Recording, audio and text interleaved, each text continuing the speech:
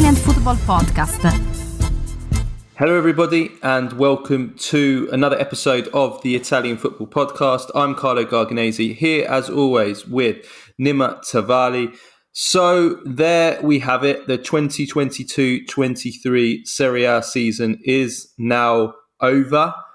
Well, almost over. There is still a playout to be played this weekend to decide who will be the final team relegated from Serie A into Serie B.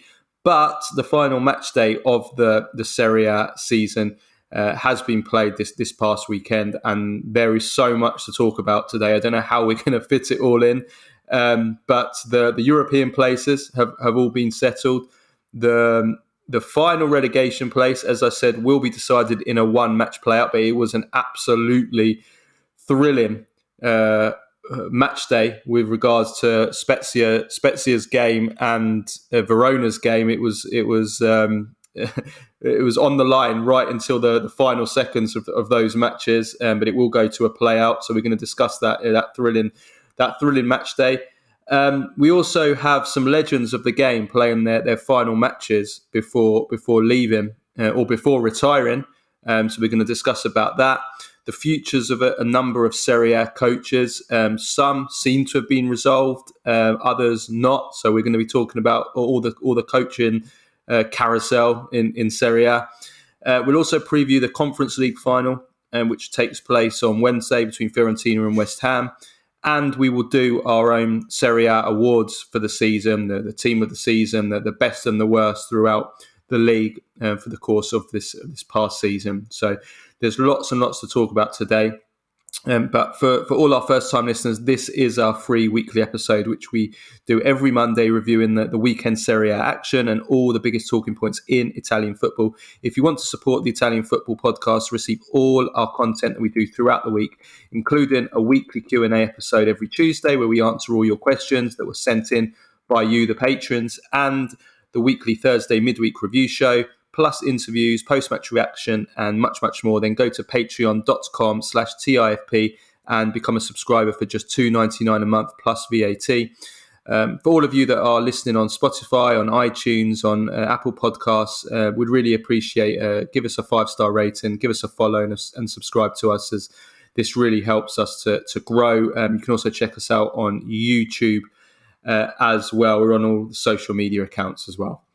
Okay, so there is so much to talk about, so we better get straight into it. So let's do that right now. Okay, right. Where do we begin? Where do we begin? There is so much to talk about today. So what we'll do is we won't talk too much about the last match day, because for many of the games, there wasn't so much on the line, but there was in some matches. So we'll focus on those ones to start with. But just to sum up the season ending, sum up the table. So Napoli, of course, already champions. They won 2-0 against Sampdoria in a game which didn't matter, but it was more about trophy presentation after the game, where they were presented the trophy and they did yet another celebration. They haven't celebrated enough, Napoli. So it was De Laurentiis pulling out all the stops, fireworks, the musical artists, and it was another amazing spectacle, wasn't it? I mean, it was, they know how to party in Italy, and they certainly know how to celebrate in the south of Italy. I mean, it was truly fantastic. It's beautiful to see. And it deserved more. Yeah, it deserved more of the focus, but there was obviously other games which we will come to. Lazio finished second after beating Empoli 2-0. Fantastic achievement. Inter finished third. Fantastic achievement, though. Yeah, fantastic achievement. We're gonna go through each team, and we're gonna give a grade for each team based on the season. So we will be talking about their seasons in a bit. But so yeah, just to continue the roundup of the final weekend, Inter finished third after a 1-0 win at Torino. Milan fourth after beating Verona 3-1. Now, all the Champions League places were already decided since last week, so it was just about the placings. So those are the top four now. The Europa League positions weren't settled. Atalanta and Roma both had to win to clinch that. Atalanta did that comfortably. They thrashed Monza 5-2. And Roma just about did it. They scored a last-minute penalty by Paulo Dybala to beat Spezia 2-1. And quite fitting that it was Dybala who left Juventus last year, went to Roma, and he scored the goal that that got Roma the Europa League place and made sure that Juventus, who had beaten Udinese 1-0 and were about to take Roma's place, at least temporarily, because as we've said on this show, it's according to my information, it's almost certain Juventus are going to get a European ban. But for now, Juventus are in a Conference League place. 8th place, Fiorentina. Of course, they could still make Europe. They're in the Conference League final, which we'll come to on Wednesday. Bologna 9th. They had a 96th minute winner to beat Lecce 3-2. And the rest of the table, just to read it through for you: Torino 10th, Monza 11th, Udinese 12th, Sassuolo 13th, Empoli 14th, Salernitana 15th, Lecce 16th. Then we come to the relegation spot. Sampdoria and Cremonese, of course, already relegated, and we will have a play-out between Spezia and Verona after they both lost. Dramatic games there. We have a segment coming on that very, very shortly, so we'll hold that for now. Capocannoniere goes to Victor Osimhen, 26 goals he scored. He scored again against Sampdoria. Lautaro second in the Capocannoniere rankings, 21 goals. And Boulaïdia, 16 goals from Salernitana. And of course, all the goodbyes to a number of stars. Zlatan retiring. We've got a segment coming on him in a minute. Fabio Quagliarella, certainly his final Serie A game of his career at Napoli. That was very, very moving as well. And then, a number of players and staff having their final goodbyes. Luciano Spalletti, he's gone. Victor Osimhen and Kim Min-jae, was that their final games for Napoli? Marco Arnautovic, his final game for Bologna. Destiny Udogie, final game for Udinese. Angel Di Maria came on as a sub for Juventus, his final game. Milan Skriniar for Inter, although he didn't play. So, the final Serie A games for a lot of big names and legends. But no more big are they than Zlatan Ibrahimovic. So I want to commemorate Zlatan's career because this was his retirement, Nima, wasn't it? Yes, it was. He retired from football without telling anyone else. Not even his family knew, and he decided it on his own. And he walks out there and says that this is my goodbye to football, which made it all very, very Zlatan way to end things. To basically, do it on his terms, like he's done his entire career. He just never really cared what anyone thought or thinks about anything. He just does it his way. And so we saw him come out there, and no one knew what to expect, and you saw what it meant to people. I think Zlatan it was fitting that he ended his career at Milan, where he is truly loved. He's respected at Barcelona. He's respected at Juve. He's respected at Inter, United, LA Galaxy, PSG. But he's not loved like that. He is loved at Milan, and you saw that. And so I think it's incredibly fitting, to see Sandro Tonali crying, to see everyone at that stadium with tears in their eyes, and him as well. That was genuine. That's where he was most loved. That's where he felt the most at home. He even said so when he returned from Barcelona back to Italy. He said, Milan gave me the smile on my face back. He really, really enjoyed life there. And even when he left Milan and, when he came back to Milan, more than anything, like he said, when I returned, you gave me love. Because when he came back, that pretty much springed the beginning of the end of Milan's banter era. It was from that point on that Milan raised l'asticella, as they say in Italy. They raised everything. Every player he was the catalyst to raise Milan out of their decade-long slumber and banter era, quote unquote. And the results speak for themselves. 7th, 2nd, 1st, 4th. Those are the results ever since Milan came back. And for that, he is loved, and he will be loved forever at Milan. And I think that he will now be he will go down as a Milan legend. He will go down as one of the most important people and players in Milan's history. Not maybe perhaps for the important trophies that they won, but for the importance in bringing Milan back to where Milan needs to be.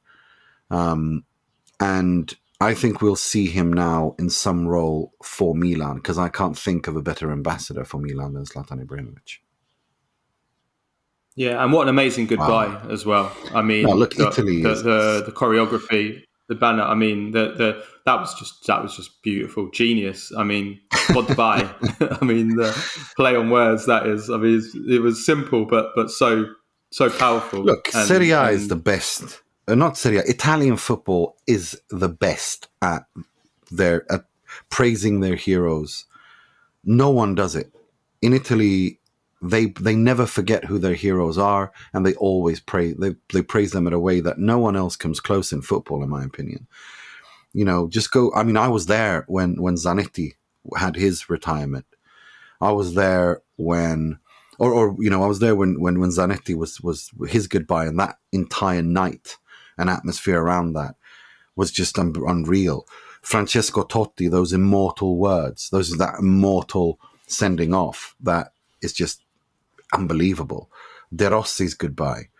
You know, it's just Italians. No one does it like Italians when it comes to goodbyes and praising their heroes. And I think that's one of the aspects of Italian football that I truly love the most, and I think is unique. Yeah, for sure. And of course, Zlatan's career as a whole, just away from Milan, is legendary. I mean, over 500 career club goals. Only 13 players in history of football have scored more goals than Zlatan, which says it all. And I had a little look through that list earlier today, and I mean, he would be top 10. There's a few players from Northern Ireland who scored all their goals in the Northern Irish League that are in that list. So that tells you kind of where Zlatan is in the pantheon of attacking greats certainly in terms of longevity, which is incredible. I mean, this is someone who made his debut. He made his debut in 1999. He's been playing for 4 different decades. 4 different decades. I mean, that's insane. That's the thing I wanted to, that I think is the most impressive. He scored in 4 different decades. And that's the thing that Zlatan is not in the same category as Maradona, Pelé, Messi, Cristiano Ronaldo, Brazilian Ronaldo, Zinedine Zidane, and so on. He's not in that category, and I think he would admit to that himself, because he never reached those heights in terms of height at the level. But what he did do, which no other outfield player has done at that level, at this high level, is the longevity. At 40 years of age, for an attacker, definitely. I mean, for an attacker. I mean, we've had a few defenders that have done it, like Maldini, for example. But for an attacker, I don't think there's nobody that's had the longevity as an attacker at the highest level as he had. I mean, you've got to remember, this is somebody who, at the age of 40, to think at 40, he was still playing a pivotal role in Milan winning the Scudetto. Which, the first half of last season, he was pivotal, and then obviously got more off the pitch in the second half of the season. But I think, that's incredible. And I mean, after Messi and Ronaldo, I think he has been the most consistent player in terms of longevity of his generation. Of his generation, I think of that generation. The last, say, 15 years. I think of that generation. He is a distant, but he is a clear third behind them.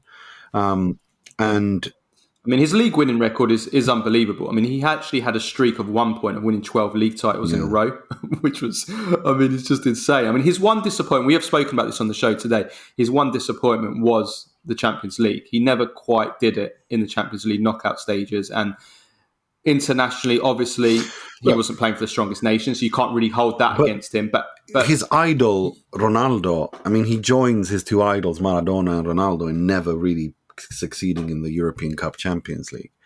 And of course, being from Sweden, he had 0 chance of doing anything in European competitions, or international competitions. But despite that, and also that Swedish team, where he had his greatest period when Sweden had some of the weakest Swedish sides I can remember. Sweden's biggest chance was in 2004 in the Euros, when Ljungberg, Henrik Larsson, and Ibrahimovic were all kind of, their peak kind of somewhat coincided with one another. And and he was injured in the World Cup 2006. So, look, but at the same time, he was the first player to score 2 goals in 3 consecutive European championships. Obviously, Ronaldo bettered that, but no, look, it's his legacy is truly unique because of the player that he was, the player that in Brazil they combine capoeira with football, that kind of training, the martial arts, but he did it with taekwondo. Zlatan married taekwondo and football, which in a unique way, and he raised, if you look at the most. Well, we saw that in many of his greatest moments. I mean, I've just noted down here what are his greatest moments of his career, and a lot of them are taekwondo-esque goals. I mean, the scorpion kick for Inter, that overhead kick for Sweden versus England, which I think is probably the goal of his career. I mean, that was just insane. I mean, overhead kick from not near the halfway line when he scored those 4 goals in 2012. I mean, the goal versus Italy in 2004 was acrobatically another kind of work of art, really, the way that he twisted his body.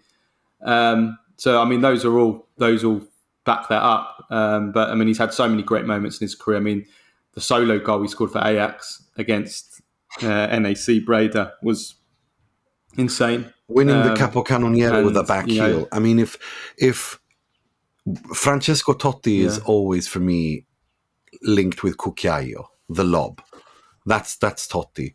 Equally, Zlatan is the back heel. I mean, some of the most amazing goals he scored with back-heeled goals, and not just 1 or 2. The back heel that was his superhero speciality. The same way that Francesco Totti with the lob, the pallonetto, the Cucchiaio. It was.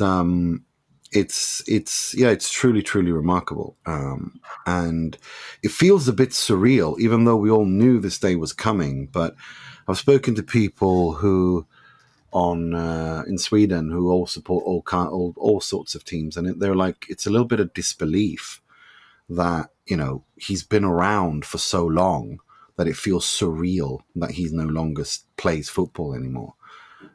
He leaves a legacy and a void that is truly, truly remarkable and unique. The character he was. Unique, definitely. I mean, his skill set was unique. I mean, someone that big, 6'5", but to have the technical quality of someone that half his size. I mean, that is amazing, and his personality for sure. I mean, he is one of the biggest personalities we have ever seen in the game. I mean, you don't get characters like that anymore in modern football. They're all media trained. They're all robots. You saw that yesterday as well when Hellas Verona started booing, and he immediately, in the middle of his speech, said, "Come on, go on, boo, boo. This is the greatest night of your year seeing me."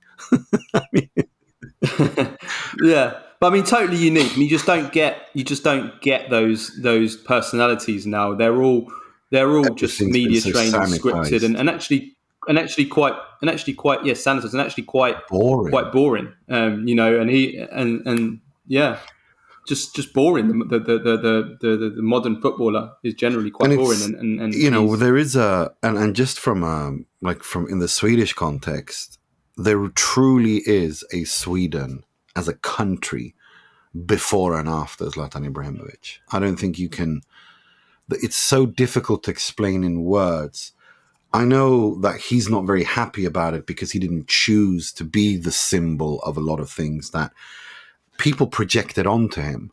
It just so happened that the stars aligned, that the world's most famous Swede and the world's most popular sport became a immigrant from a working class poor area in Rosengård, which prompted a lot of establishment Swedes having to come to terms with what Sweden is and what Sweden as a country was and is.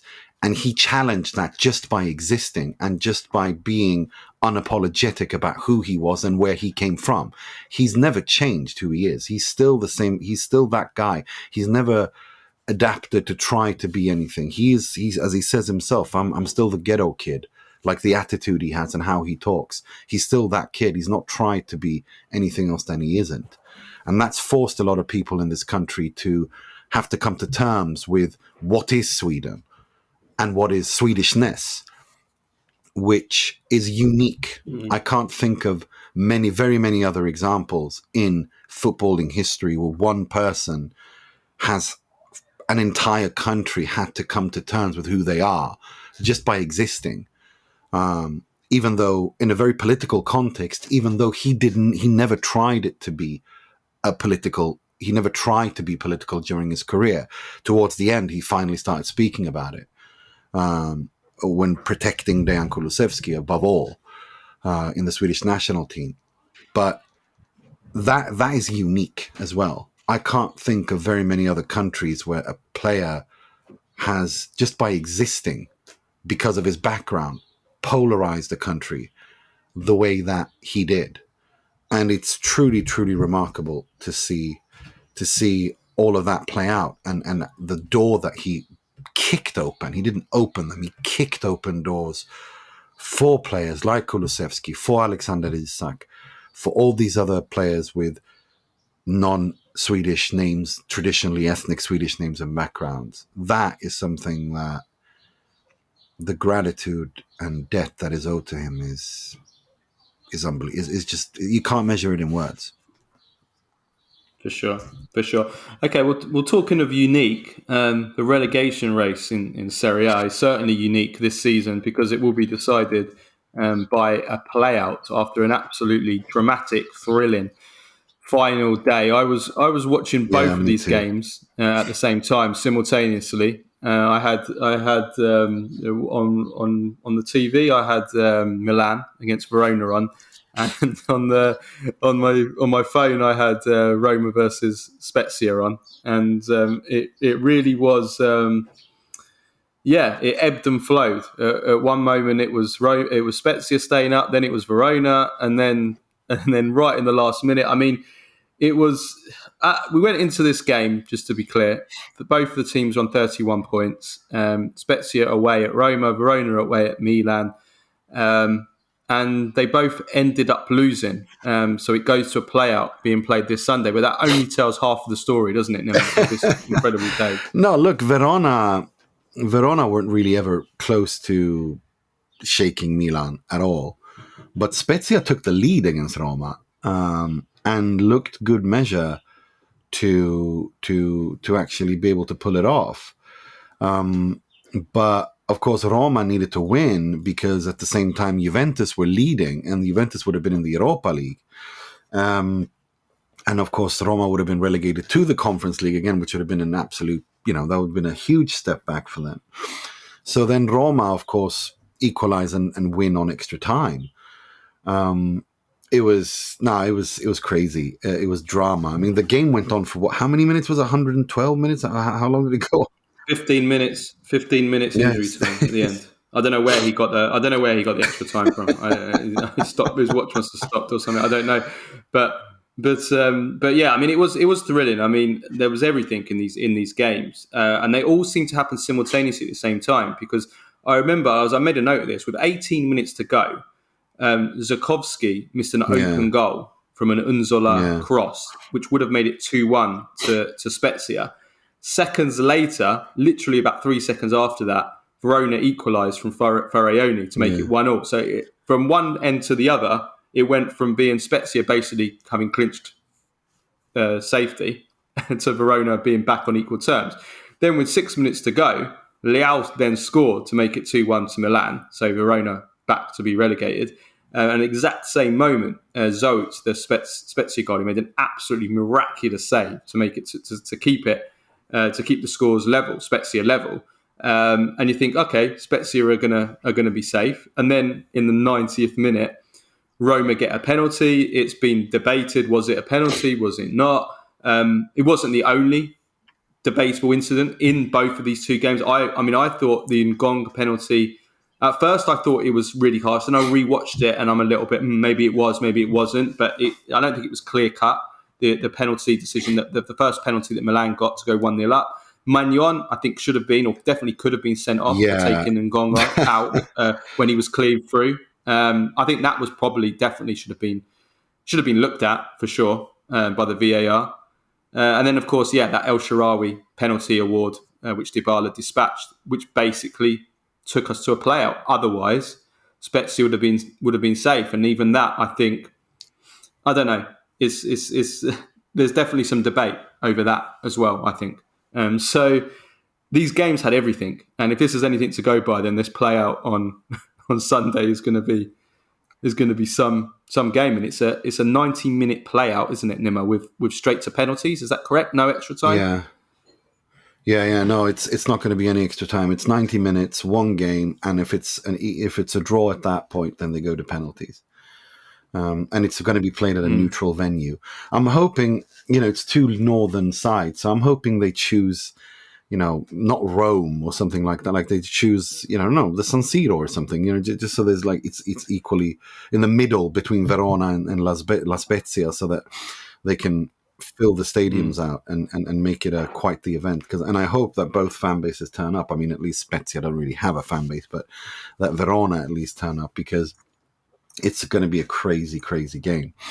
And it's, I'm loving it. Who's your money on? I think Verona feel like they have been handed one here. Like they have literally escaped hell with luck. And I think Spezia, I don't know. I think Hellas will manage this. I think so. I really do.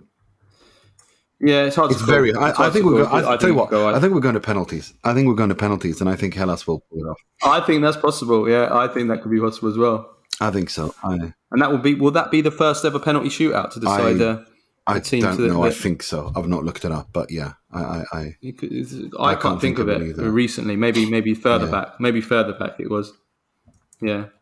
Okay, so we look forward to that then on Sunday, and then that will be the end of the season. Let's have a little bit more of a step back now and look at the season as a whole. So what I want to do is I want to go through each of the major teams, and I want us to give a grade out of 10 for each team of how they've done. Season as a whole, not just Serie A, right? So, I mean, if you want to give a Serie A mark as well, I know I saw you doing one for Inter yesterday.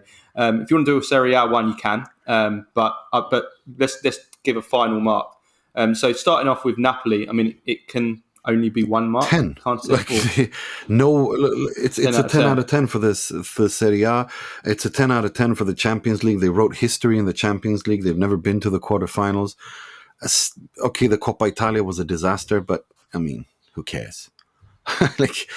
Seriously, it can only be a 10-10. They wrote history in every competition. The most important competitions anyway. They won the Serie A for the first time in 33 years. You can only give them a 10. Yeah. No, absolutely. I mean, 9.9 out of 10. And I'll tell you what, I'll give them because of that. Now that's fair, because I'll give them what I gave them for their Mercato, 9.5. I think that's fair, because 10 overall, you have to be perfect, and they weren't perfect.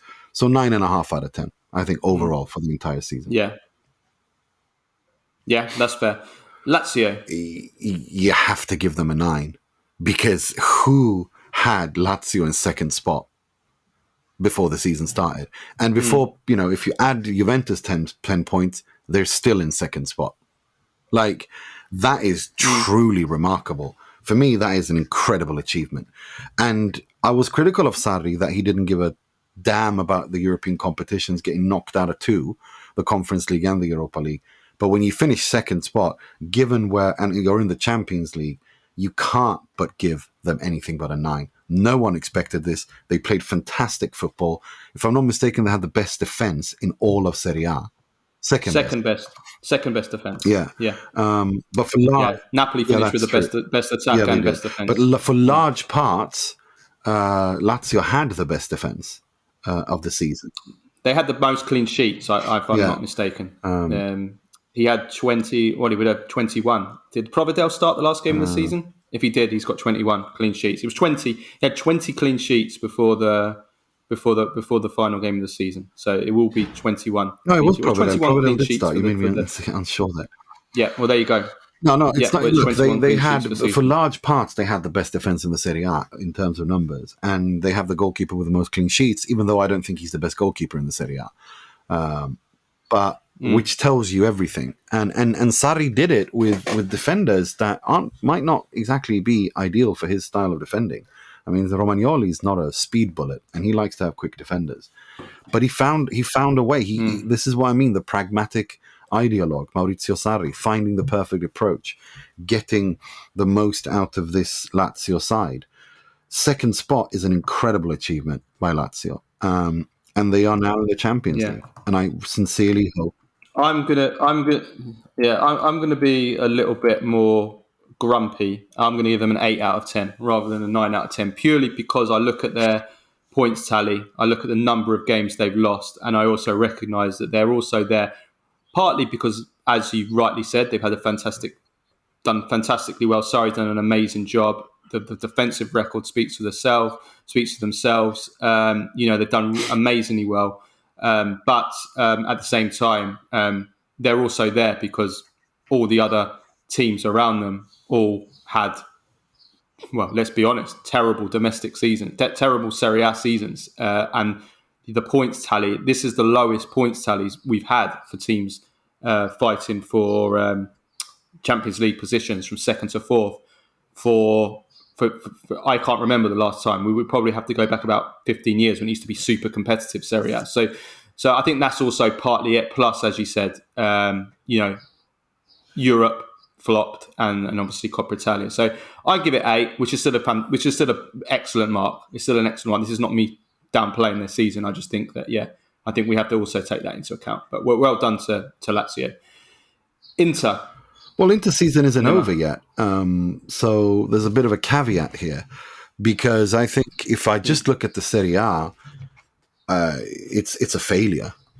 To me, it's closer to a failure than it is. They pass, but they barely pass. They're the kid who turns up to the exam and just passes, just hitting the pass grade. Not because of the position, third. That's a respectable Serie A position. But it's the 12 defeats. That is unacceptable for an Inter side, no matter who is in charge or what year it is. 12 defeats in the Serie A in one Serie A season is unacceptable. And it becomes really annoying because if you look at those defeats, 8 of them were avoidable. 6 of them they should have won. That's 18 points. That brings Inter's tally up to 90. And 2 of those they should have drawn. That's 92. That means for the second year in a row, uno scudetto mandata alla puttana. Pardon my French. Another scudetto thrown.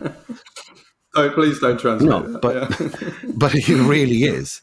It really is. It's 2 scudetti now, you can argue, that they've thrown away. And this is worse than last year because they were never in the race. Never. And that's just, to me, that's not good enough. There are, of course, mitigating circumstances for that throughout the season because it's been a very difficult and dramatic season. And Simone Inzaghi, I think, has managed to handle situations that was thrown at him. But that's part of the job. That's part of the job when you're the manager at Inter. That's part of the job when you're the manager at Inter, Juve, Milan. You have to handle it. And although I think he handled those situations well because he still won 2 trophies, he still got the team to a historic 6th Champions League European Cup final. But the league, 12 defeats is far too much. So I can't... Overall mark, as things stand today, if Inter were to lose the Champions League final, I'd give it a 6.5, 7. But if they win it, overall, it has to be an 8. Because Inter will have won the Champions League for the fourth time in their history. So somewhere between 6.5 and an 8. Yeah, it is a tough one to analyse, isn't it? Because also, on the other hand, even if you do lose the final, just getting to the Champions League final is still an incredible achievement. Yes, you can say, okay, the teams they played in the knockout stage haven't been, super clubs, but look at the group. Barcelona. Look at the group, and you've got to the final. So, I mean, that is an incredible achievement, and it's certainly worth marks, even if you lose the final. You won the Coppa Italia, okay, not in a major competition. You won the Supercoppa, it's the Supercoppa, but they're still cups. But the league, of course, yeah. I mean, the league. At the end of the day, it depends how you want to look at it, isn't it? I mean, you've got in the Champions League, and unless you're going to win the league, well, I guess does it matter that much? Maybe not. So yeah, I think that's fair. I think that's fair, and everything. I mean, if you win the Champions League, I mean, what mark No, does that become? I give it in that situation. It has to be 9. I mean, it becomes a 9. Yeah. Yeah, it becomes a 9 or even higher if you win the Champions League. You can't no. Look, if you win 3 cup tournaments, that's and the biggest cup tournament of them all for the 4th time in your history, that's then it's unbelievable. But there's again, this is why I keep coming back to the 93-94 season. A lot of similarities. Of course, that season Inter almost got relegated because they were so dreadful in the league, but won the UEFA Cup. But they were never close to that. But in terms of the somewhat schizophrenic season that Inter have had, it's very similar. And also, of course, back then you had the Pellegrini ownership coming to an end. Things weren't really clicking. Got the same situation here with Suning. You had a squad that was a bit strangely built. I think there's a lot of similarities with 93-94. But if they were to win the Champions League, which would be a miracle, let's be honest, that would be one of the biggest miracles in Italian club football history. I mean, just if you look at the disparity. You know what? Screw it. Inter win the Champions League for 10. I don't care. You can't get any bigger in football. You can't get any bigger than football than winning the Champions League. So 10. For me 9, because they will have won 3 out of 4 competitions they were in. Yeah, okay. Right, Milan. It's a disappointment. The worst league defenders, the title defenders that I can remember in recent memory. It just reinforces our view that last year's Serie A, when we said that the winner is probably the weakest Serie A winner in a generation. Yes, I forgot. You know what? I totally forgot about that narrative. And Milan, so many Milan fans were getting really upset about it. Yeah, they were. But it wasn't taking a dump on Milan's, because they overperformed and they overachieved. Yeah. And I mean, you see them now. Milan fans are all on that. They're all on that bandwagon, demanding investment from the ownership now, because they saw. Yeah, there was a banner. Yeah, there was a banner. And they are absolutely right. Game, yeah. We expect a leap in quality. We expect a leap in quality. And they are right. They are 100% right. And this is what we were saying last year. It wasn't us taking a dump on Milan. It was us just, looking at the situation in a sober and, objective way. And I think they wouldn't even be in the Champions League if it weren't for the 10-point penalty. No, and I think that's it. That's what you have to look at. You have to remove that 10 point, and you say, okay, the outcome may have been a 7 out of 10. The outcome, because you're in the Champions League, you got to the Champions League semi-final, so you might even want to add some marks for that as well. Maybe even say 7.5, maybe against the semi-final of the Champions League. The outcome, but we're talking about the outcome here, the actual season as a whole.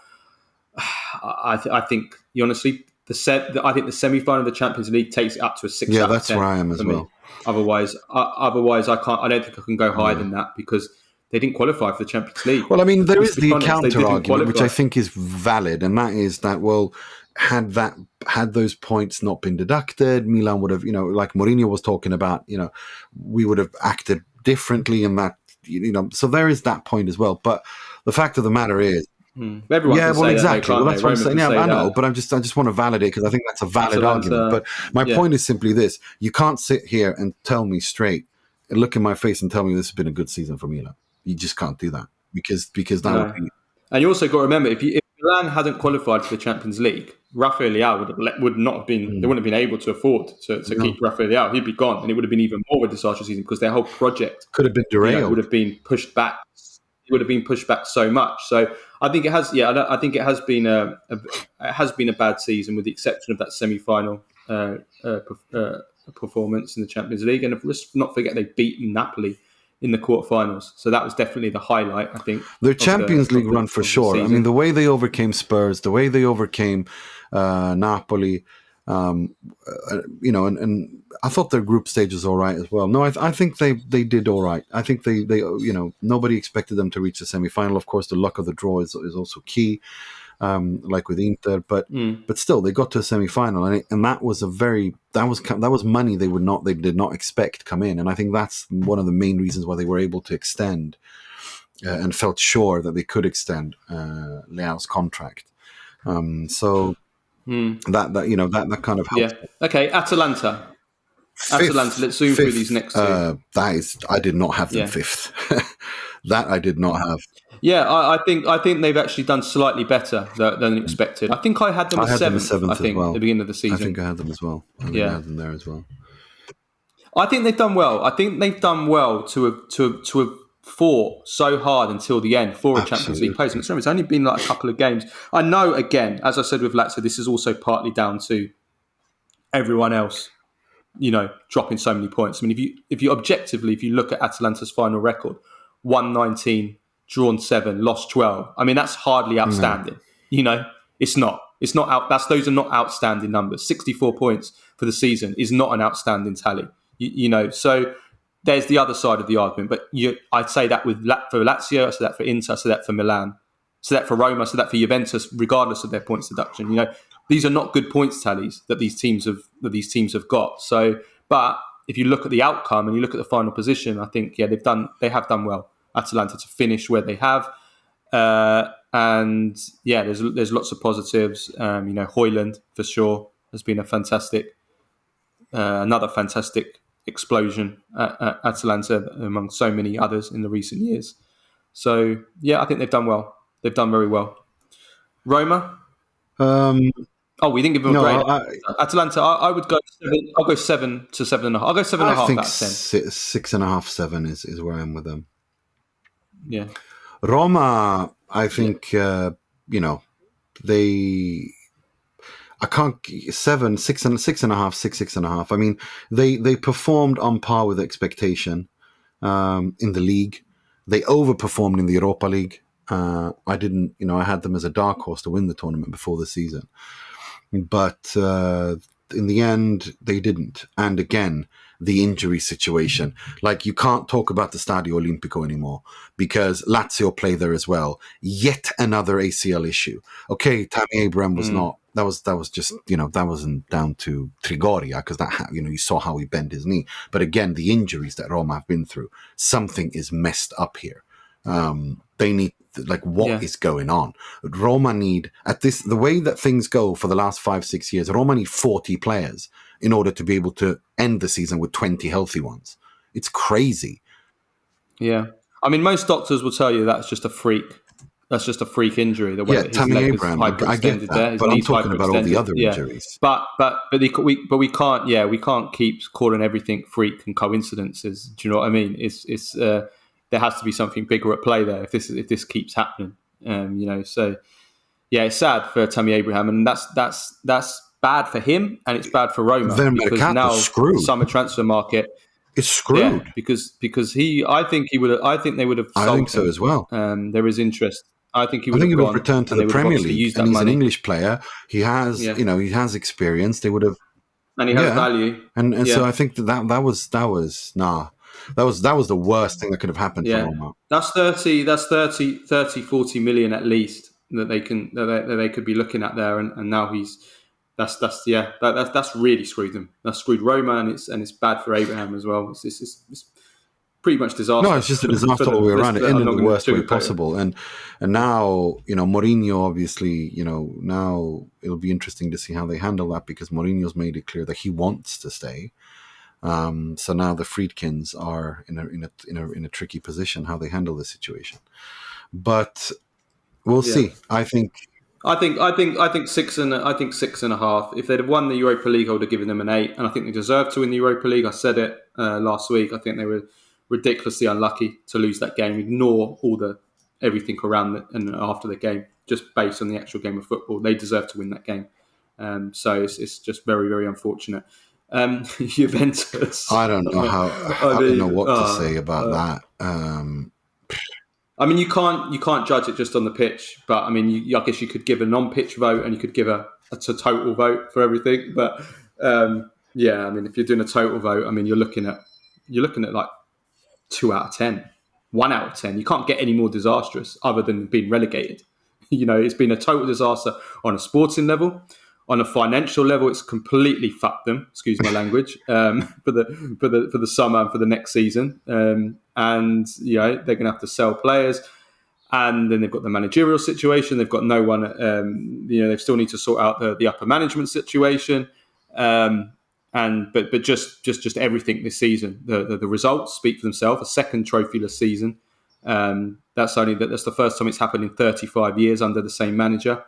The football they've played has been terrible, and the player development as well. I mean, we've seen it certainly with the top players, with the attacking players, has been terrible. It's been the regress, the many of the players, it's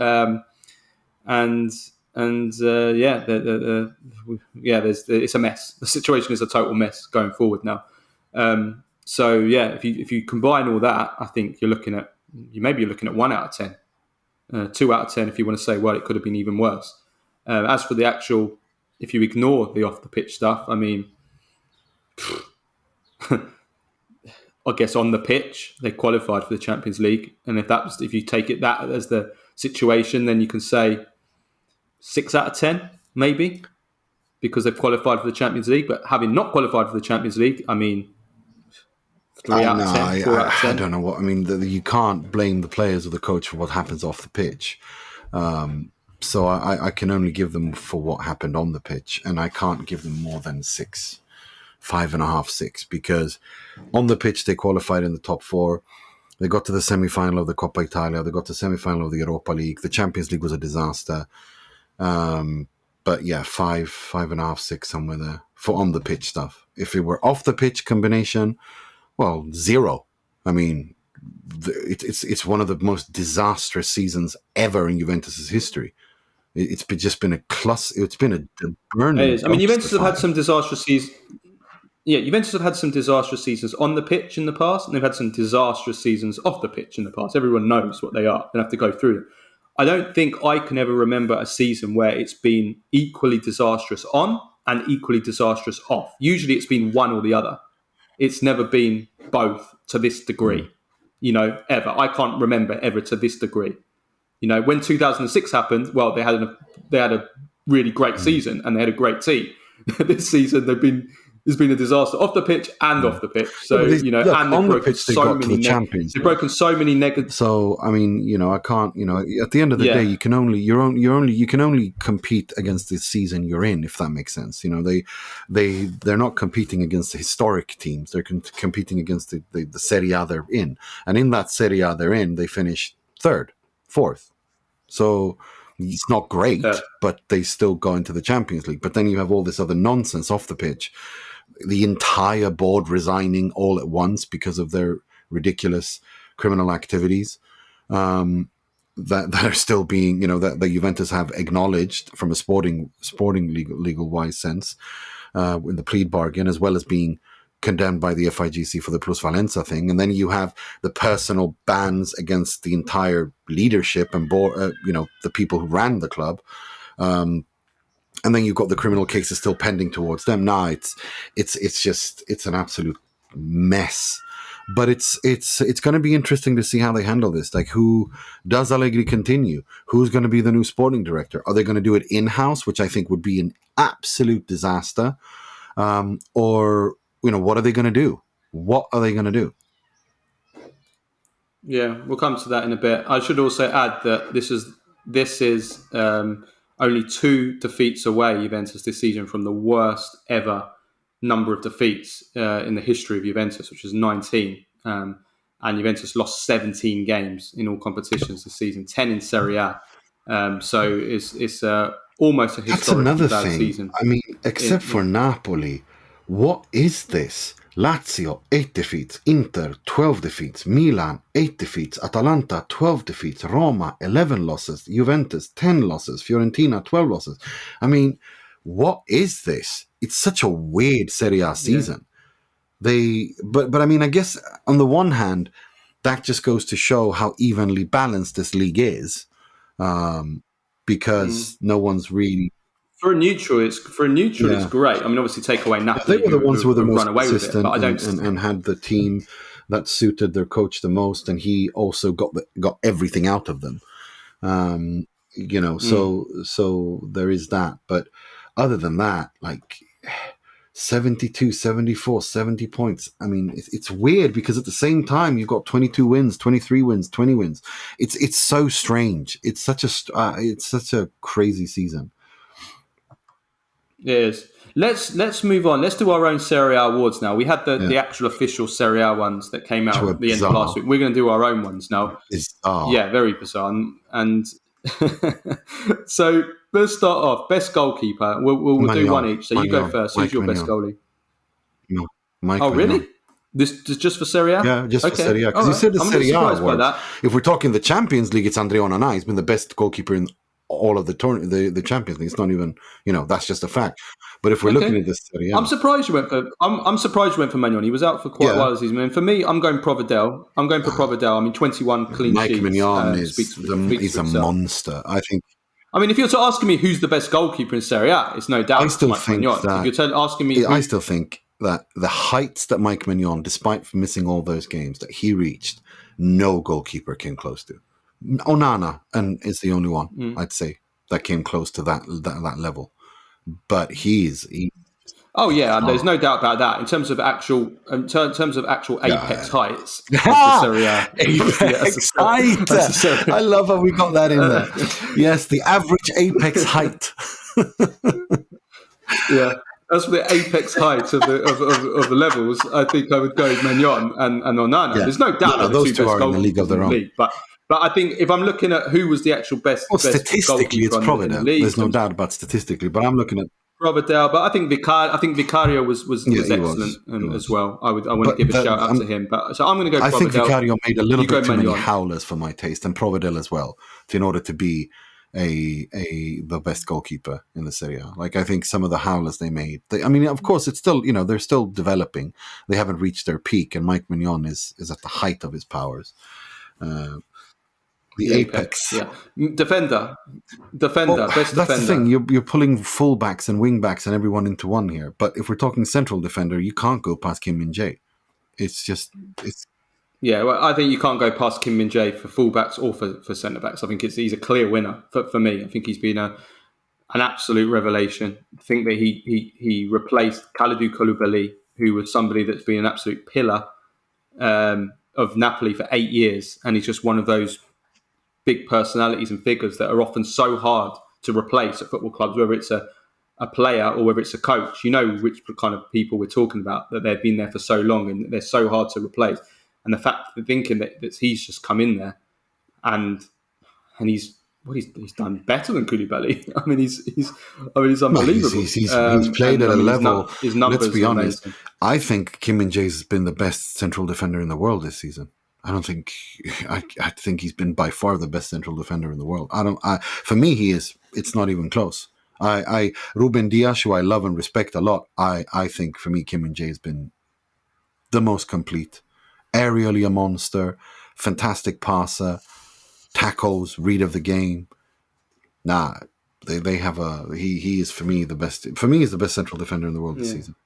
His numbers have been amazing this season. He's got the most ball recoveries in Serie A, the second most interceptions in Serie A this season, the fourth most aerial challenges won in Serie A. For me, it's not even close for him. He's the only person I'd probably put close to him is probably Di Lorenzo. To be honest, in terms of if we're including like wing backs in that, I think, or full backs, I think Theo has again shown that he is the best left back. Like, he is world class at a level that on the wing that no one else really comes close. So let's go to midfielder. Best midfielder in Serie A. I can't. It's so difficult because I think, I look at Barella and I think he's been really, really good, and I think you can't say he didn't deserve to become the best midfielder in the Serie A. But then he had patches where he was invisible for a long time. Anguissa, I think, was unbelievable.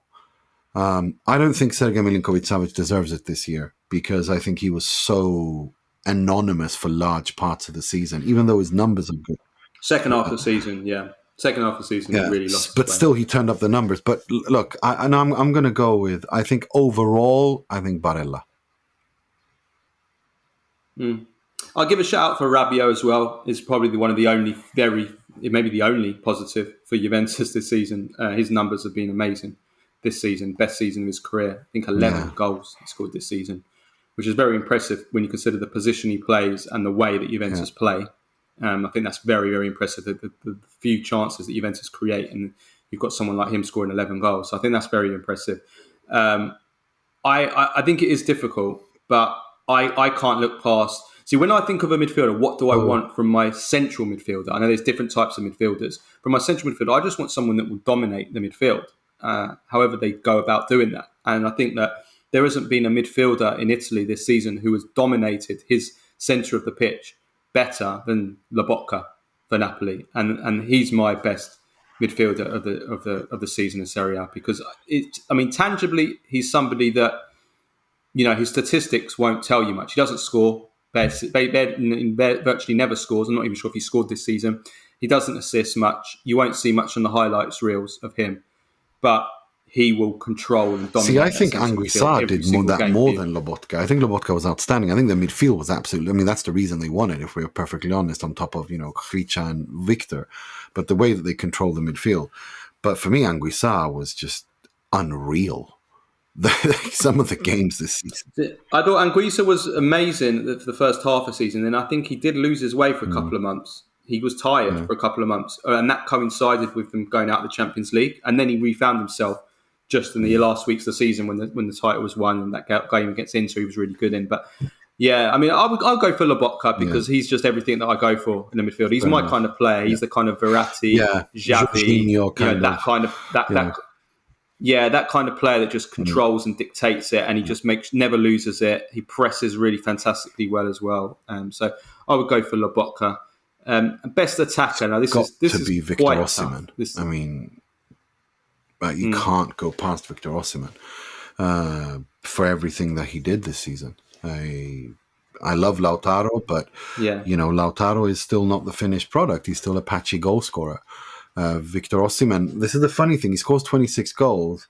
He's missed a couple of penalties, and he's also missed a lot of chances. That just tells you he's not peaked yet, and he's already at this high level. I think Osimhen, as a striker, is in a league of his own in the Serie A this season. I don't think. Yeah. No one comes close. Yeah, absolutely. Yeah, no, absolutely. I think for a long time in this season, up until maybe February kind of time, February, March, I think it was almost impossible to separate Osimhen and Kvara, not just for best attacker, but just for best player in the whole Serie A. But then I think that Osimhen has pulled away from Kvara. If it was a marathon, Osimhen in the final, few miles of the marathon, he's pulled away. And I think that we've seen that. I think Kvara has had an amazing season. Phenomenon. We'll come to best signing in a minute. But I think, Osimhen, for sure, Capo Cannoniere, and he's just been relentless the whole season long. And, maybe it would be Napoli in the Champions League final now, and not Milan going through that quarter-final tie if he hadn't been injured in that first leg and not fully fit in that second leg. I think that was obviously huge. Victor Osimhen for me, but obviously we have to give a shout out to Kvara, we have to give a shout out to Lautaro, Boulaye Dia as well, amazing. So Next, I need you to clarify best under 21 here, because does that include players who are 21 when the season started? 21 and under, yeah. No, 20, yeah. So when the season started, they were 21, because Kvara turned 22 in February. That's more than half the season played when he was under 21. Okay, let's do that then. 21 at the start of the season. It's Khvicha Kvaratskhelia. What other under 21-year-old had the impact that he had in not just in Serie A, but in all of the top 5 leagues? You can pick on one. You can list them on one hand. Under 21 players who started the season at 21 and turned 22 in the new year. Look at the impact. For me, it's Khvicha by mile. No, for sure. Rasmus Højlund as well, obviously, has been phenomenal in 2023. He's been absolutely phenomenal. But yeah, Kvara, over the course of the season, there's a clear winner there. And I think the Best same transfer, for best transfer of the 10 season. million euros. Best transfer, Are you Kvara. kidding me? No. But there are competitors there. No doubt. Kim Min-jae from his own team has been astonishing for 18 million euros. But then we can go down. I mean, Inter had some crackers on that. Onana, yeah, amazing. And then Atalanta, Rasmus Højlund, amazing. Dybala at Roma, free transfer, has been a really fantastic signing as well. So there has been. I mean, Boulaïdia again from Salernitana, incredible signing, and they're going to make a huge profit on him this summer. So there's been some big signings for sure. There's been lots of good signings. Best coach, Spallettone. I can't get past him. Yeah, has to be. Sarri, in any other season, it'd be Maurizio Sarri. But Spallettone, the way that Napoli won, playing the football they did, the manner in which they did after the summer they had, it was and to be able to manage expectations in such a crazy place like Naples, and to keep despite with all the madness that always happens there, with the Curva and the Ultras doing what they did, and him trying to manage expectations and keep them grounded and keep them focused. It's not easy in Naples. And he's done a phenomenal job. 90 points, third Scudetto, first in 33 years, playing wonderful football, charming Europe in the Champions League, reaching a historic quarterfinal, something Napoli have never been close to reaching. No, you can't. What are you going to do? What are you going to say? Okay, let's go to worst player now. You missed the best sporting director. Best sports director. Go on then. Do best sporting director. Giuntoli, no? Yeah, I think it's Giuntoli and the second spot, Corvino. I think what he did with Lecce was last summer is what he always does with Lecce, and what he always does, just pulls rabbits out of hats. I have to give a shout out to Marotta. Yeah. I know you probably won't. No, Marotta. Look, except for the Skriniar thing, look, when you have no budget to work with and a shoestring budget, and you have to make it work somehow, and under those circumstances, Marotta did an excellent job. But look at what Giuntoli did. That's fair. No, that is fair. Skriniar, I didn't think of Skriniar. That is a fair point, because he did cost them money there. But in terms of building the team, I think there's no doubt he's taken them to the Champions League final with these players, and they've all. It's unbelievable. But he is truly unbelievable. Like when it comes to stuff like that. Worst player. My worst player and worst transfer is the same, and that is De Ketelaere of Milan. Yeah, I have Paul Pogba as the worst transfer because it's been an abject failure. And I think that's just the amount of money he's costing, and what that turned out to be has been an abject failure. And for De Ketelaere, I think you have to give it to him for being the worst player, given what if you take 0 goals and 1 assist. If you take everything into consideration, if you take how much he cost, how much all of that, and even if you take into consideration 40 million, and if you even take into consideration that he was, that they built him for the future, which I'm not giving up on him, but you can't deny that he's been dreadful this season, and he looks scared. He looks so uncomfortable. I think there's no one's happier in the Serie A that the season is over more than Charles De Ketelaere, so he can at least have a few weeks off and recharge his batteries and come back fired up again. Yeah, you could pick a few, to be honest, from Milan. I mean, there's Origi. Yeah, he was dreadful. Adli. I mean, these players, they're all. But Adli, I don't know, because he hasn't played at all. And he's not really cost them that much. But Origi, yes, that's a very good shout. But yeah, no, it's the same thing there with worst transfers. Origi would. If we're talking worst transfer, if we were talking worst sporting director for the season, it would be Milan. There's no doubt about that. You reckon? Like in terms, fair enough. Worst.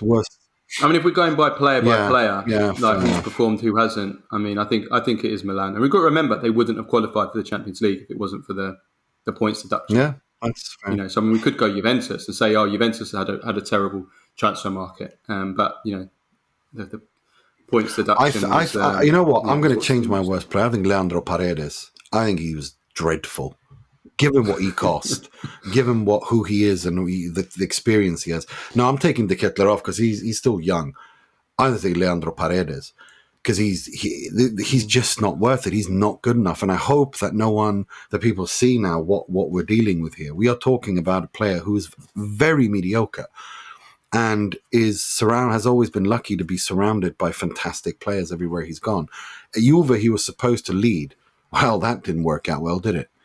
So for me, No, he's not given a shit. His attitude has been awful. Every single game, he's just turned up as if he doesn't care at all. No. You don't have to be an expert on body language to be able to and to also see performances. that. So okay. no, I'd say worst player and worst transfer. I'd probably. I think Pogba's unfair because of the injuries. That wasn't really his fault. I'm going to go with both on Leandro Paredes because I think they were dreadful, absolutely stinkers. No excuses. It doesn't just have to be the player's fault, though, does it? Sometimes it can be, well, the club shouldn't have bought him. It was a bad signing by the club. With they should have known about his injuries. You know what I mean? So yeah, I mean, in that case, you got to go with Arrivabene and the Juve. You know, worst player, worst transfer, worst sporting directors. All three of them. Like, congratulations, Juve. He stunk up. Worst dress sense and colour coordination as well. Worst coordination of players in order to form a team, and worst coordination of colours to form clothes, to form a dress. Right. Okay. Yes. Let's go. Oh gosh, where can we go? Right.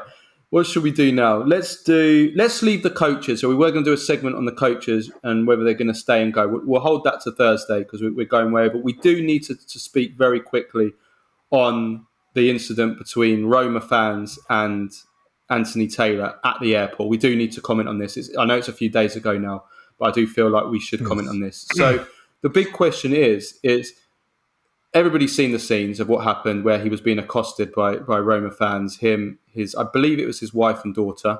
That hasn't been officially confirmed, but I'm assuming that's who they were. And the daughter especially looked very distressed. Well, of course, she was scared. Should Roma fans, but Roma as a club and Mourinho be held responsible? Should they hold some of the blame for what happened there with the fans in order of creating this kind of environment by their behaviour? I don't understand why. Because what exactly did Mourinho do that in any way incited this behaviour? Like, look, he was critical of the referee and his performance. That is well within his rights. If he used offensive language and said effing disgrace, and if you want to punish him for that, that's fine. But to say that in and of itself is some form of, incitement of hatred or incitement of violence, is ludicrous. I just don't see it. It's not, he said he thought the referee was dreadful. He thought the referee did his job like he was Spanish. That's not inciting violence. I'm sorry. That's on the idiots who behave like idiots. I do think, however, that Roma should put out a statement and distance themselves vehemently from that behavior. That I do think, and so should Mourinho. That I do think they should do, because that was reprehensible what they did to that poor man's family and his daughter especially. She was scared for her life, and it was unnecessary. But to blame Roma and Mourinho as if somehow being responsible for this is what? Yeah. I'm inclined to agree, although we should, just to give the other side, we should say that this has been something that has happened with Mourinho in the past. We saw it with Anders Frisk, your countryman, who you've met before. Haven't you met him? Yeah, I did meet him, and I asked him where he found those extra minutes in the Euro 2000 final, which cost Italy the title as well. I wondered where he found them, and he didn't reply. Where did he find them? He didn't want to reply to that. Okay. I said... No, I asked him. I was like, "We're about." Yeah, no, he's a nice guy actually, Anders Frisk. He's just, it is what it is. Yeah, I mean, Mourinho. I remember there were claims that he forced Mourinho was blamed for which is forcing Chris to ridiculous. retire. No, but that's nonsense. How? Like, he reported honestly what he saw. UEFA investigated it, and that's what he's supposed to do. I mean, look, it's not Mourinho's fault. Any of that. They saw something. They reported it. UEFA investigated it and came to an. I mean, should managers be more aware of what their actions can incite? Of course. Or should it be like they should just... Yeah, I mean, of course you should be careful with what you say and what you do. But again, what was it that he said that incited violence? I don't understand. I really don't understand. He has a right to be angry and disappointed and criticize the referee for bad refereeing. That's just part of the game. Yeah. But to go from that to thinking that you can harass people at an airport, I'm sorry, I just don't see it. I really, really don't see it. I would add two other layers to this, and please don't misunderstand what I'm going to say here and see it as victim blaming or anything. But two things here. First of all, UEFA. I mean, I don't know who made the security arrangements. What were they I don't know who made these security arrangements. Who made a decision to send him through a packed airport of Roma fans, through the middle of them, with his family? I mean, I don't know whether that was UEFA's decision or whether that was his decision. I don't know whose decision it was to bring his wife and his kid with him. Again, I'm not victim blaming. I know this sounds like... I don't have a problem with him bringing his family to Budapest. A woman gets attacked. Why are you walking through a park? Why are you walking through a park at night? I understand that. I'm not trying to say victim, but I'm saying, No, for me, it's the lack of security. For me, it's not that he brought his family with him to Budapest. Yeah. For me, it's the lack of security. They don't have a VIP entrance at the airport. Like, I mean, they don't have come on. So when dignitaries and I don't know, when people who need extra level of protection come through to Budapest, they have to stand in line like everyone else. They couldn't have done. I mean, this is where I'm very critical of that. I think UEFA need to look themselves square in the eye and take responsibility for this. The organisers should. Absolutely, that more than anything. Absolutely, because this is something that we can change straight away. You're never going to change football fans being angry after their teams lose. I mean, it's just, you're always going to have idiots in every fan base. Some fan bases are a little bit worse than others, but generally every fan base has a group of idiots. I don't even want to go into that discussion. When you lose a big game, a final... I don't even want to go into that discussion. For me, this is just, it's about risk minimization. And how do you risk minimize? By not putting the referee and his family to walk through the general, after a contentious final. It's so mind-bogglingly incompetent, that decision. To me, it's a no-brainer. The referee and the people who are traveling to and from a final should not go through that area. I don't. It's just risk minimization. You just remove the problem from happening by doing that. Did you see what I'm saying? I'm not saying the Roma, the idiots who behave like that were right. No, I'm saying remove the problem. Just don't allow the situation to occur by not letting the referee go through. I mean, it wasn't just that. It was when he came to the airport via the taxi. It was, oh my God, they had... Well, that's the thing. I mean, I genuinely think this would happen to most referees. Without a doubt. After a big game. Yeah. But so again, with any fan base, I think this why risk it? Isn't it better to be safe than sorry? It's just... I found it absolutely ridiculous. I felt that was... I mean, we know that certain peoples in certain positions in all walks of life are generally going to, politicians are one, royalty, referees, what did you expect to happen when you walk through hundreds of Roma fans hours after they've just lost in a controversial game? It's just unnecessary. It's so unnecessary. Again, the situation could have been avoided. Yes, Roma fans shouldn't be behaving like that, but why risk it? Isn't it better to risk minimize so this situation doesn't occur by keeping the referee and his family as far away from the fans as possible in the name of security and safety? Is that not, isn't that the smarter thing to do without anyone saying that what those Roma fans did was okay? Surely we can be able to understand absolutely. that. I don't understand. I don't know what So I don't know what how it works, the security after games. I don't know who arranges it. But even if I'm the referee Taylor, I mean, I wouldn't have personally, me, I can only speak for myself. I wouldn't have walked through that airport. I know people say, "Well, you should be but allowed it's not to." about that. Yeah, there's a lot of things you should do, but then there's also reality, and the reality is this is a risk. Yeah. It's a risk that can happen. Without saying that what they did was right, I'm talking about risk minimization. Just avoid the situation from taking place in the first place, without absolving anyone of anything. This situation could have been avoided entirely. That's the thing I'm talking about. And that, I think, is the people in charge of the referee security. That's on UEFA and the organizers. Yeah, I agree. Okay, right. Just before we do a preview, Fiorentina versus West Ham, Nima, give us another little promo. Yeah, so we're proud to present a new partnership with one of our patrons, Art Morelli. Art is a Napoli fan who's just started up his own merchandise shop called Red Sauce, and he's designed some of the coolest and nicest Calcio-related designs we've ever seen. And he always donates a part of the revenue to a good cause. And in honor of Inter reaching the Champions League final, he's designed a stunning shirt named Figli della Notte, del Cielo e delle Stelle, Children of the Night, the Sky and the Stars. And so the Italian Football Podcast is proud to present a partnership with Art and Red Sauce, where all patrons and listeners of the Italian Football Podcast get a discount code where they get $10 off of every shirt of this specific shirt, and where $5 from every purchase of that shirt is donated to the Italian Red Cross to help those affected by the horrible floods in Emilia-Romagna. So go to redsauce.bigcartel.com and click to the Inter shirt. It costs $40. Type in the code TIFP10 in caps lock, all caps, in the checkout to activate the discount. Shipping available worldwide. And I think he's still doing pre-order only, so make sure to go and check it out. He will print out and ship everything to you. And like I said, after everything is all over, Red Sauce will make the donation to the Italian Red Cross and will send us confirmation of how much was raised, and we'll read out how much more. For more information, go to redsauce.bigcartel.com, and if you have any questions, email him directly there.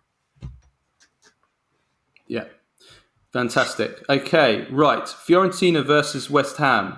Conference League final on Wednesday, the second of 3 finals for Italian teams. The first one didn't go our way. The second one, of course, on Wednesday. The third one on Saturday, Inter versus Man City, Champions League final. So, Fiorentina West Ham, when we were doing our predictions for the 3 finals, we thought that Fiorentina was the most likely Italian team to win the final. No, I had Roma, Fiorentina, and Inter in that order, from most likely to least likely. Right. But I mean, it's not much. Yeah. As we saw, there wasn't much between Sevilla and Roma were better than Sevilla. And I don't think there's that much between Fiorentina and West Ham either. It's just I'm just scared that Italiano's naivete is going to cost Fiorentina.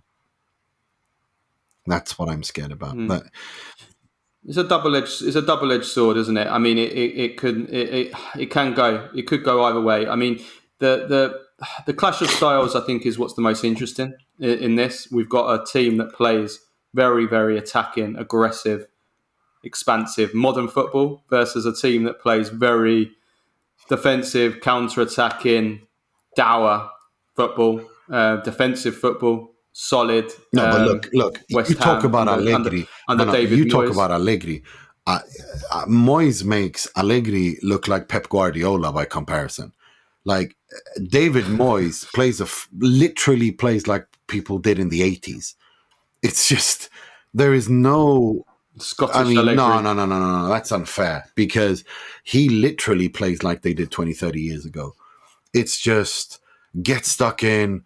Win second balls, capital, as Michael Antonio said himself, as a striker, you feed off of scraps.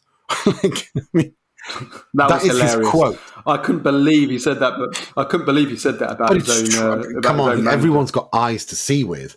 The reason why Gianluca Scamacca has failed at West Ham is not because he's a bad player. He's a quality player. The problem is he's just not suited to David Moyes' football. With David Moyes' football, you have to feed off scraps. That's the direct and he's quote. Just not used to that. And that's 110% true. That's not even a criticism. I don't even think that's a mean thing that he said. I just think that's an accurate description of reality. That's just how it is. I wouldn't like it if my player said that about me. Let me say that. Then don't play like. I mean, it's true. It's absolutely true. I'm not saying it's not true. I'm just saying I can't believe he said that about his own manager. I mean, it was brilliant. It was absolutely brilliant. I mean, I think that like, both teams are in good form going into this game. I mean, Fiorentina, I believe, are the most informed team in Serie A since March. West Ham actually have been in pretty good form as well. If you look at their recent form guide, I mean, they didn't play their last game of the season. They basically didn't play. They were just on holiday mode for this game. So, you know, I think the form guide is both teams. Neither team are in bad form. As I said, the clash of styles. I mean, we know Fiorentina. They create a lot of chances. They have a lot of attempts and shots on goal. They've had, by an absolute distance, the most attempts on goal in the Conference League this season. They've had 259 attempts on goal. That's 83 more than the second place, and that's Ghent, and 90 more than West Ham. They've had nearly 100 shots attempts on goal more than West Ham. And they've scored the most in the competition as well, 36 goals they've scored, and West Ham are second, and they've scored 27. But then, of course, you come to the other side of the coin, and that is defence. West Ham have the best defence in the competition. They've only conceded 7. They're also unbeaten in the competition. They won every single one of their games, drawn 1. Fiorentina have conceded 16 in the competition, so they've conceded quite a few more goals than West Ham. So, I mean, you can see where this game is going to be won and lost. It's pretty easy to analyse this game. We know Fiorentina are going to take the game to West Ham. I'm sure Fiorentina will have more of the possession. They will have more of the play. They'll have more of. I think they'll probably have more of the attempts as well. It's just about, can they put their chances away? My reservations about their Fiorentina's attack, with the exception of Nico Gonzalez. Well, my reservations lay in defence. I just don't trust them defensively. Well, yeah, that's what I was coming on to. I think we're going to see. I think Fiorentina are going to score. My issue is, will they be able to score enough to mitigate the number of goals that they will concede? That's the only thing that I'm a little bit concerned about. Yeah. I mean, I think West Ham won't have the quality that Inter have. So Inter have in attack in terms of making them pay, but regardless of that, they can't afford that kind of 15-20 minute spell they had in the Coppa Italia final against Inter, where they were just Nima's meme, basically. They were like the meme that Nima always tweets out of a woman opening up her. Don't know how to describe it without sounding crude, but people that, if you know, you know, basically. If you know, you know. Nina and you have created this narrative calling that Nima's GIF or GIF. It's not my GIF. I think it's from Fear Factor, where you're supposed to like hold your hands. You're supposed to grab your feet and keep them spread for a long period of time. I think it's from Fear Factor, and that's where it's from. Yeah. Well, that was Fiorentina for 20 minutes against Inter. That's Vincenzo Italiano teams. Defending is optional. That's what they've got to avoid. But I mean, it's going to be fascinating from a historical point of view. It's great. I mean, this is Fiorentina's first European final in 33 years since 1990. So I mean, it would be great. Napoli win for the first time since 1990. Fiorentina winning their first European final since 1990. They lost to Juventus in the UEFA Cup final that year. That was the summer that Baggio moved to Juventus. And it's their chance to win their first title in Europe in over 60 years. 1961 Cup Winners' Cup final. And they beat Rangers 4-1 on aggregate. Your countryman, Kurt Hamrin, scored one of the most. He scored. And Enrico Albertozzi was in the team. Kurt Hamrin, who scored one of the most iconic goals in World Cup history against West Germany in 1958, when he's standing on the sidelines waiting for them to attack, and then they don't, and then he starts jogging and runs through the side on the outside, and then scores the goal. It's great player, and those two guys are still alive as well. Fantastic. See if you can get hold of him, Nima, before the game. I don't know how well he is. I think he's very old. I think he's about 90. And Marianne, his lovely wife, they live in Florence. She's very active on Facebook and social media. They are lovely people. Yeah, Kurt and Marianne are lovely, lovely people. Genuinely lovely people. He's hopefully... Look, Fiorentina haven't won anything for a very long time. They need this. The entire city needs this. The Comiso project needs this, because this would smooth over a lot of cracks that have been creaking, and it would give them a kind of a sense of feeling that they can, they actually are onto something here. And it would also secure your Europa League position football, which means 3 Serie A teams in the Europa League now, because of course Atalanta and Roma there. You can have maximum of 8 teams in Europe. Had Roma won the Europa League, then it would have been 5 teams in Europe and 5 teams in Champions League, 2 teams in Europa League, and 1 in Conference League. Now, with that not happening, it's 4 Champions League teams, 3 and 1, potentially, if Fiorentina win. So, and of course, if Juventus get thrown out of the Conference League by UEFA, we'll see what happens with that spot. But Italy are obviously guaranteed. Yeah. It's going to be a historic game, because also for West Ham, they haven't won anything in Europe since 1965. Moore, when Bobby Moore was the captain, they won the Cup Winners' Cup back then. So, I mean, unless you count the Intertoto Cup, when I think Paolo Di Canio, the Anglo-Italian Cup, that beautiful cup that was between Serie B teams. That's the last time, if I remember correctly, West Ham met Fiorentina in the Anglo-Italian Cup. Yeah. Oh, right. Did they? It was. Oh, yes, they did. 1975 final. Oh, wow. Did not know that. That's interesting. Yeah. Yeah, that was a unique competition. I used to go and watch that when I was a kid in the 90s, when I was at Luton Town, when I was playing for them in their youth team. We used to get tickets, and we used to go and watch them.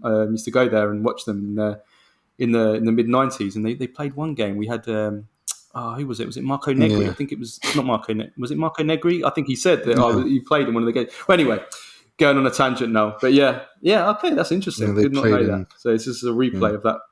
Well, Fiorentina won that final. 2-1. So 2-1. Yeah. 1975. Let's hope that's repeated in this. Okay, right. To finish off with now, let's do Baggio and Prem-Face of the week. Baggio, Nima. I have one too, and it's a teammate of the one that you have. I think Cesare Casadei has been outstanding in the under-20 FIFA World Cup. But for me, Tommaso Baldanzi has shown what an absolute player he is. He's been good in the Serie A. He's been very good in the Serie A. But what he's doing in that tournament is ridiculous. It's truly, truly ridiculous. What a player. Look, I'm starting to think that maybe, play with a trequartista because to get the best out of Baldanzi if you can't turn him into a mezzala. Because it's worth it. He's so what a talent they've got there. Yeah. No, I mean this under-20 Italy under-20 team's having a fantastic tournament. Don't want to jinx it, but I think they can win this tournament. I said it, didn't I? I said it at the start. I said I thought they can win it, and the way that the tournament's opened up now, they've got South Korea in the semi-final. On Thursday, South Korea beat Nigeria after extra time yesterday, and so it's really opened up for them. And then in the final, they will play Israel or Uruguay. So Brazil went out, Nigeria went out. Some of the other big guns, Italy knocked out England, of course. So the big guns, they've all gone. And Italy. I mean, Casadei and Baldanzi have been without doubt the standout players in this tournament. Casadei has got, I think, 6 goals and he's got 2 assists. I mean, he's taken the tournament by storm. Baldanzi's been fantastic. Just so skillful, so creative, but there's been a lot of good performances. There's been Giovane, the captain. I think I've been really, really impressed by him. Ambrosino, Esposito scored a lovely flicked goal. One of the 3 Esposito brothers, along with Salvatore and who's the other Esposito? One that's on loan, Nima. Francesco Pio Esposito. Yeah, who's the other Esposito? Salvatore, Francesco Pio, and Sebastiano. Who's Sebastiano? That's it. And they think that Francesco Pio is the best of the 3 brothers, don't they? I think he's rated stuff. the highest of the three brothers. He's only 17. Yeah, he's got a beautiful flicked goal the other day. So yeah, I think the whole Italy under-20 team. Let's give it to them, and let's hope that they can go all the way. It'll be great for Italy's development. Yeah, absolutely. Prem face. Yeah, we've got the same one here. Okay, Steve McManaman. Steve McManaman for his comments during the Roma versus Sevilla final, where he remarked after some certain behaviour, I think some diving from Roma players, that certain nationalities behave in a certain way, which, as we discussed on the Thursday show, is just a blatant example of xenophobia, which is accepted in the English mainstream media. Nobody says anything about it. It's totally fine. You can be as xenophobic as you want about Italians. Doesn't matter. Yeah, no, it's not okay. It's just not okay what he said. I mean, it's basically stereotyping, saying certain people from certain countries behave in a certain way. I mean, do one, will you? Just do one. It's lazy and tiring and exhausting, and ugh. No, I didn't enjoy that. And a hallmark of the Prem face in the UK media. Yeah. No, I agree, 100%. Yeah. Okay. Right, we've gone way over, but it was a big show. There was a lot to talk about today. So let's leave it at that. Thank you for everyone this season that's been with us. It doesn't end there. There's so much more to come over the coming days and weeks. Of course, we have on Wednesday the final. So we'll have a full review of the Conference League final between Fiorentina and West Ham, as well as a full extensive preview of the Champions League final between Inter and Man City. We'll do that on Thursday. Tuesday, we will have our Q&A episode. That is tomorrow. And then throughout the summer, we will be continuing to do our shows as normal. We will be doing our Monday show. We will have a Thursday show. We will be doing regular transfer podcasts, bringing in transfer journalists and others to look at the market, to see what's happening, to analyse all the transfers and the mercato. Those of us who have been with us, we know what we'll be doing. So we will be doing special shows as well on the big transfers that happen when they go through, players that come, players that leave. There'll be lots to come during the summer, and we know that the transfer market is always, for many football fans, is actually the time that is the most exciting and most popular for our podcast, which is strange, but it's the way that football is nowadays. People get more excited about the transfer market than they do about the actual football. So we will be doing lots of stuff on that during the summer. Absolutely, we will. We'll have lots of.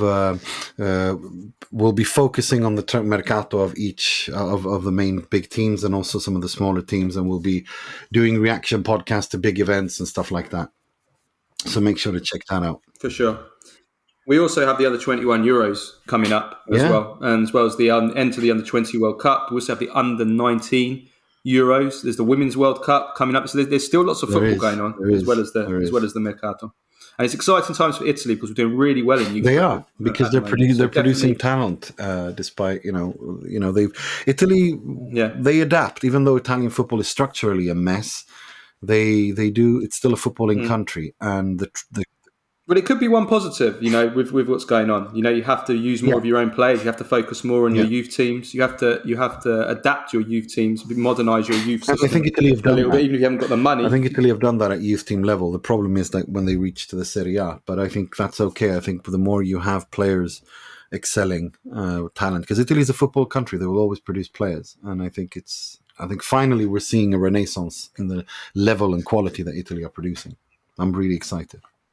Yeah, absolutely. So if you're starved of football over the summer, there's all these youth tournaments to keep an eye on. Okay, right. Let's leave it at that then. We will be back on Tuesday for the Q&A with our Patreons. Please do tune in for that. Until then, ciao, ciao.